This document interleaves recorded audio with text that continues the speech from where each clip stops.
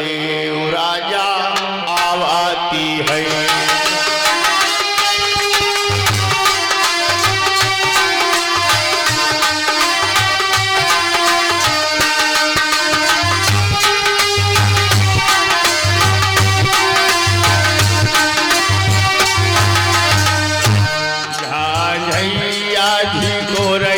आधी राती हरदेव राजा आवाती है।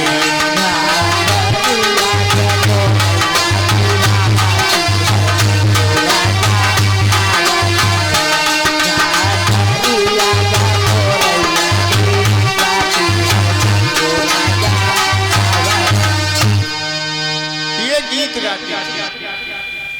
अब क्या गाती थी? गाती थी झाझैया झिकोरई आधी रात हरदेव राजा आवत थी। तो उस समय मेरा बचपन था, तो मैंने इसको सुन लिया और मैंने इसको सीख लिया। तब दिन में 3 बार 4 बार 5 बार इसको हम गा देते थे। एक दिन हमारी दादी सुन लिया, तब जैसे हम उसको देखें उसके सामने हम गाना शुरू कर दें। और गाना जो है, एक गाना जो है हमने किसी गुरु से नहीं सीखा है। इसको आप 2 चीजें कह सकते हो। एक तो ये कह सकते हो कि मुझे विरासत में मिला, और दूसरा ये कह सकते हो कि मेरे भीतर ये प्राकृतिक था। ये 2 बातें। गाना मैंने किसी से नहीं सीखा, सच्चाई को बता रहा। गाना मुझे बचपन से आता, और मुझे नहीं, मेरे खानदान में बहुत लोगों को आता, और शायद मेरे खून में गाना है। और लोगों के यहाँ बच्चा पैदा होते हैं तो रोते हैं। हमारे यहाँ बहनों जब लड़का बच्चा पैदा हो तो गावत है, क्योंकि हमारे बाबा गाते थे, बाबा के पिताजी गाते थे। मेरे पिताजी नहीं गाते थे, लेकिन मेरी माँ गाना जानती थी। मेरे मामा जी भी गाते हैं। तो एक पूरा जो है, जो सिस्टम है, वो हमारे चारों तरफ गाने का माहौल, उसमें हम बड़े हुए। गाना मैंने किसी से नहीं सीखा। तो ये गीत जो गाती थी, झाझैया झिकोरई आधी रात हरदेव राजा आवत है, हो सकता इससे मिलता हुआ कोई गीत आपके यहाँ भी गाया जाता हो। अब इसमें मैंने एक दिन पूछा कि ये जो झाझैया है, ये आधी रात में क्यों बजती है? ये दोपहर में क्यों नहीं बजती? शाम को क्यों नहीं बजती? ये आधी रात में क्यों बजती है?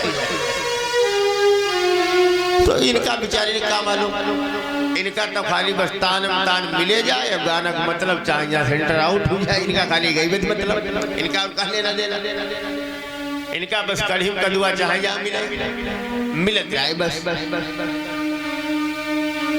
ये तमाम जो गीत है, ये पुराना इतिहास सुनाते हैं। वो भले अलग बात है कि हम नहीं जान पावे, आप नहीं जानते हो, लेकिन माताओं बहनों के तमाम गीत सैकड़ों साल पुराने हैं। ऊट पटांग भले गाती है, लेकिन उनमें कुछ न कुछ है बात इतिहास की भी। तो इसमें क्या गाती? झाझैया झिकोरई आधी रात। झाझैया का मतलब है कोई बजने वाली चीज। झिकोरई आधी रात हरदेव राजा आवत है, हरदेव लाला। ये बुंदेलखंड का था हरदेव लाला। और महिलाओं के प्रति दुर्व्यवहार करने वाला व्यक्ति हरदेव लाला जब मर गया, तो मरने के बाद में भी बड़े पैमाने पर उसको लोगों ने पूजा, आज भी पूछते हैं, और देवथान बन गई। इसके आगे की लाइन मैं सुनाऊंगा नहीं, चूंकि अच्छा मंच है और हमारी बेटियां हमारी बहनें बैठी, अभी मैं सुना सकता हूँ, वो भी मुझे याद है। और उससे ये पूरी तरीके से मोहर लग जाएगी कि मैं जो कह रहा हूँ कि 3 दिन तुम्हारे घर की महिलाएं रहती थी दूसरों के यहाँ, बिल्कुल पक्की बात है, इसमें कोई शंका नहीं है। तो ये नरक की जिंदगी थी कि स्वर्ग की जिंदगी? शादी दूसरे के साथ हुई, रहना दूसरे के साथ पड़ेगा, ये स्वर्ग की जिंदगी थी या नरक की जिंदगी? ये नरक की जिंदगी। इस नरक की जिंदगी से आपको निकालने का काम आपके महापुरुषों ने किया। इसके लिए लड़े वो कि ये गलत है, ये बंद होना चाहिए, और तब बंद हुआ। नहीं लड़ते तो ये बंद नहीं होता। तो इसलिए माताओं बहनों फिर आपसे कहता हूं कि सावित्री बाई फूले को अपनी दीवार पर लगाओ। एक 10 रुपए फोटो लेकर ज्योतिबा फूले का अपनी दीवार पे लगाओ। आपके बच्चे भी तो जाने कौन हमारे महापुरुष हैं।